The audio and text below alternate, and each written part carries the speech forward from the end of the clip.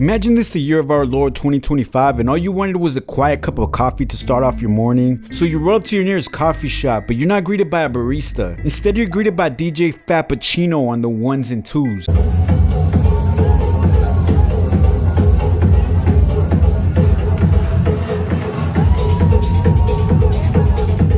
It's 8 a.m. and you're not ready for the club, so you decide to walk on over to your nearest grocery store to just buy the stuff to make it on your own.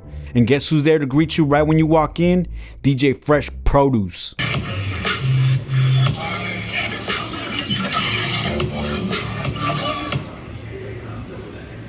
How about this? You order an Uber to go back home, and guess who's sitting on the driver's side? DJ Maria Cart.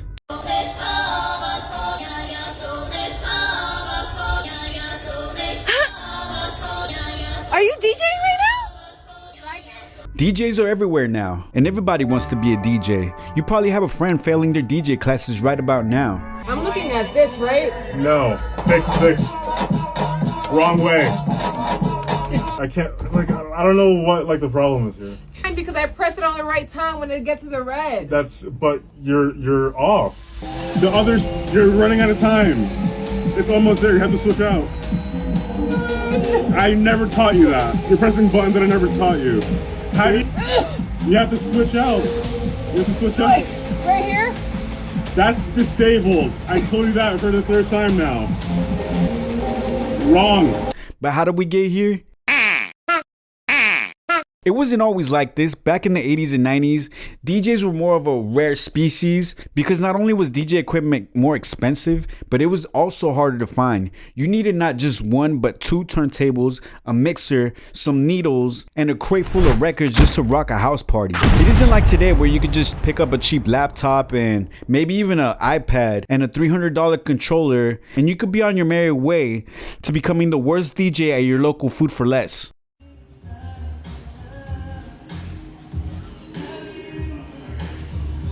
And at that price entry, not just anybody was gonna spend their life savings on expensive equipment with no promise of a future without having some passion of music or musical knowledge and blending records.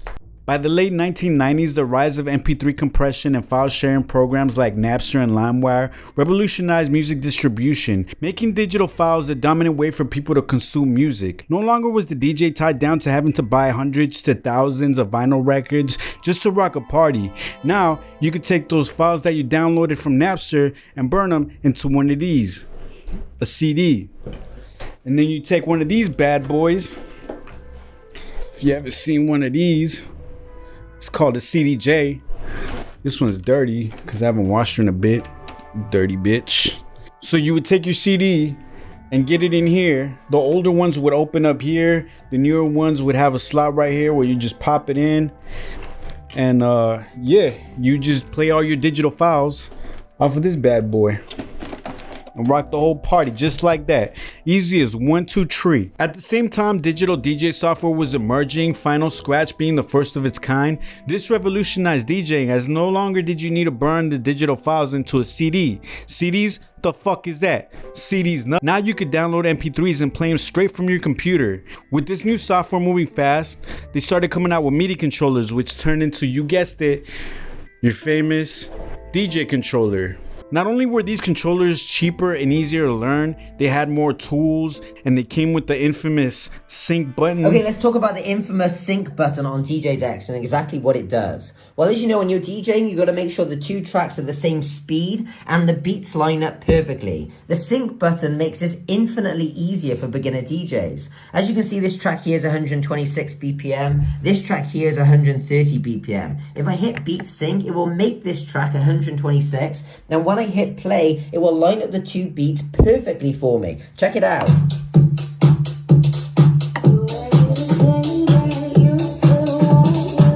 Now the point of entry was lower than ever, and it was even easier to mix two songs without sounding like your favorite rapper without auto-tune.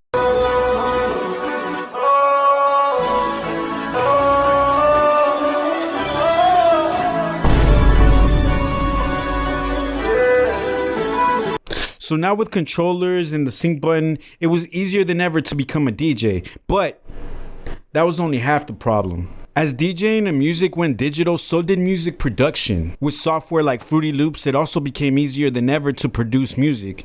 And that, ladies and gentlemen, is when shit hit the fan. The innovations of the 2000s laid the foundation for the explosion of electronic dance music, or EDM. In the late 2000s and early 2010s, producers started becoming DJs, no longer focusing on the art of DJing. They just needed to learn enough to blend two of their songs together. This era saw a new emphasis on festivals as a complete sensory experience, including extravagant lights, visual shows, integrating performance and spectacle into the ultimate DJ experience. So you may be thinking to yourself, damn, that sounds amazing. This must have been the perfect time to become a DJ, right?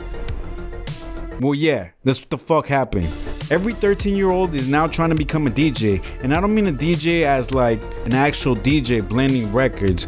No, they just want to become the next Martin Garrix. So they open up their favorite music production software on their Windows XP or whatever the fuck, crank that shit to 128 and start calling themselves a DJ. The oversaturation begins. With the help of social media pushing anyone with a $200 controller and a big following to start DJing at some of the most sought after clubs, festivals, and DJ gigs. No longer did you even need to learn how to produce or DJ. As long as you had that good old social media presence and that high follower count, who is anyone to tell you can't play music?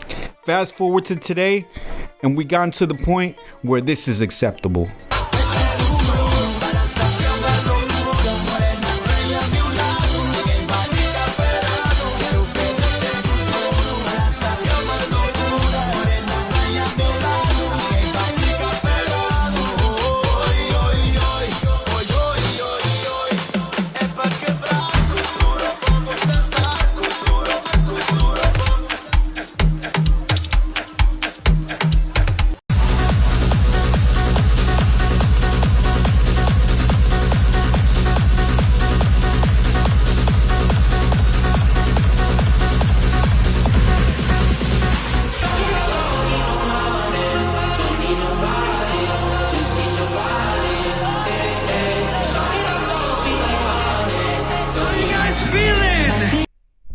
I'm feeling like shit after that. I'm not even gonna lie to you.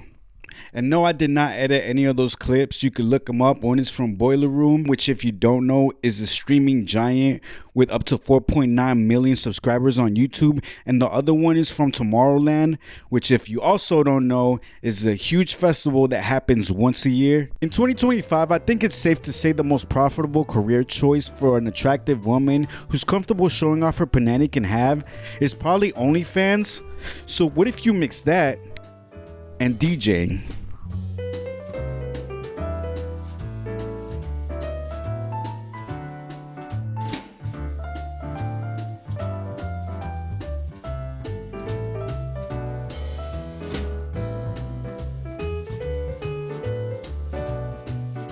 Most of these OnlyFan DJ girls, or whatever you want to call them, only have clips of them already playing a song or a song overlaid on top of their video, so you can't even hear the live audio that was recorded from their set or the venue. And yeah, I can it's very rare for them to post them actually mixing or being technical in any sort of way. And trust me, I did my research. The best example of this is probably Sommer, and for the longest time I could not find not one live DJ set from her until she dropped this banger.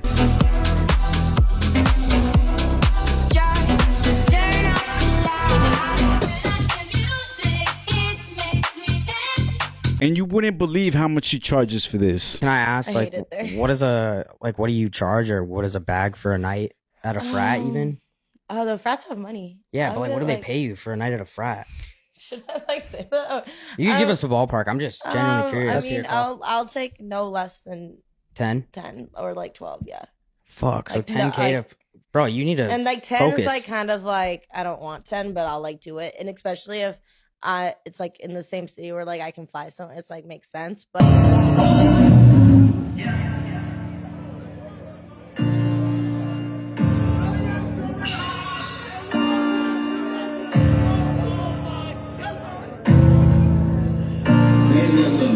And I mean, if these simps are coming out in groves to come see the train wreck with titties, What makes me think that the booker's gonna book me instead of them?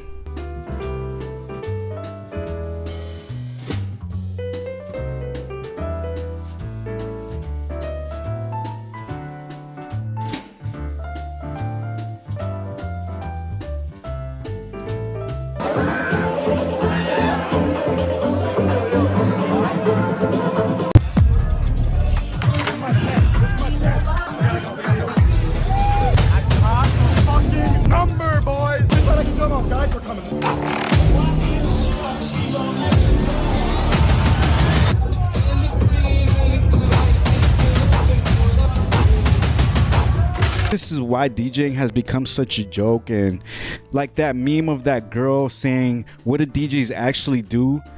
Because she's right. What do DJs actually do? If you're not breaking out in a full choreography while you're DJing, then what the fuck did I come to see you for?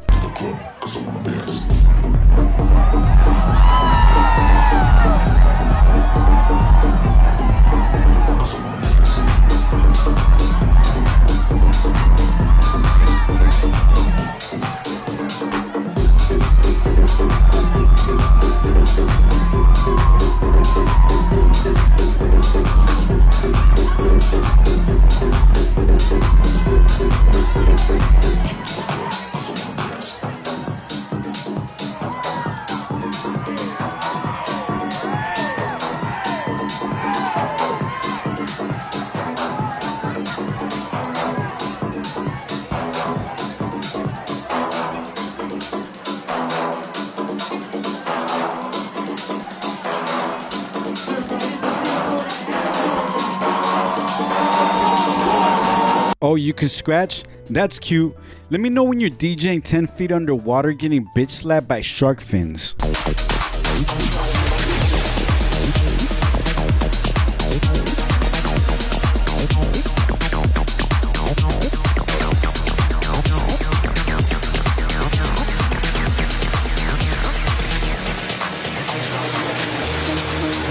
And why is there DJs everywhere? Why is there a DJ at the Titanic right now? Why is there a DJ at Grandpa's funeral? Me and all the hoes, we getting down right now. You wanna fuck to the beat, beat, beat. You wanna fuck to the beat, beat, beat. You wanna fuck to the beat, beat, beat. You wanna fuck to the beat, beat, beat. You wanna fuck to the beat. You wanna fuck to the beat. And do I really need a DJ at my leg extension surgery so I could finally be an average size adult? And is it gonna cost me extra? Like maybe I don't want to DJ at 8 in the morning blasting Daft Punk while I get my morning cup of joe so I could kickstart my heart into an anxiety attack.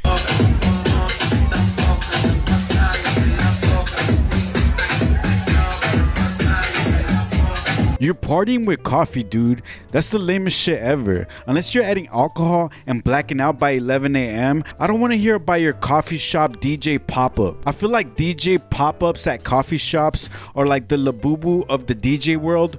We don't need them. It's not cute.